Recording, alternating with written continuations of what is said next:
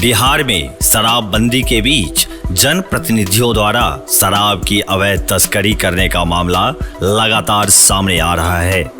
स्थानीय स्तर से लेकर राज्य स्तर तक कई जनप्रतिनिधि शराब तस्करी के मामले में पकड़े गए हैं।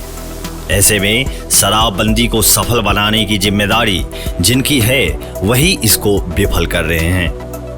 मामला मधुबनी के भेजा थाना का है, जहां शराब ले जा रहे एक मुखिया पति को पुलिस ने गिरफ्तार कर लिया है।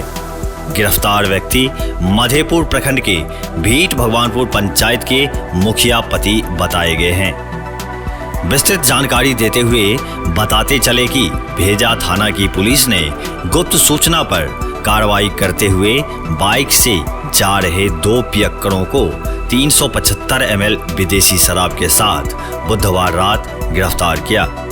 पुलिस ने यह कार्रवाई भेजा डीहवार चौक के निकट की।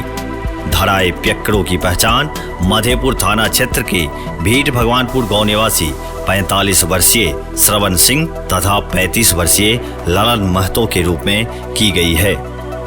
श्रवण सिंह भीट भगवानपुर पंचायत की मुखिया के पति बताए गए हैं। धराए पियक्कड़ों की निशानदेही पर पुलिस ने भेजा लंगड़ा चौक पर छापेमारी कर 15 बोतल विदेशी शराब जब्त किया, जबकि तस्कर अंधेरा का लाभ उठाकर मौके से भागने में सफल रहा। पुलिस ने मामले में भेजा लंगड़ा चौक निवासी भागवत मुखिया और दशरथ मुखिया को नामजद करते हुए FIR दर्ज कराई है।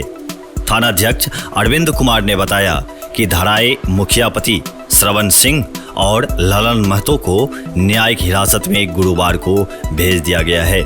वहीं फरार शराब तस्करों की गिरफ्तारी के भी प्रयास किए जा रहे हैं। क्षेत्र भर के और भी ताजा अपडेट के लिए मिथिला 24/7 चैनल को सब्सक्राइब करना ना भूलें। धन्यवाद।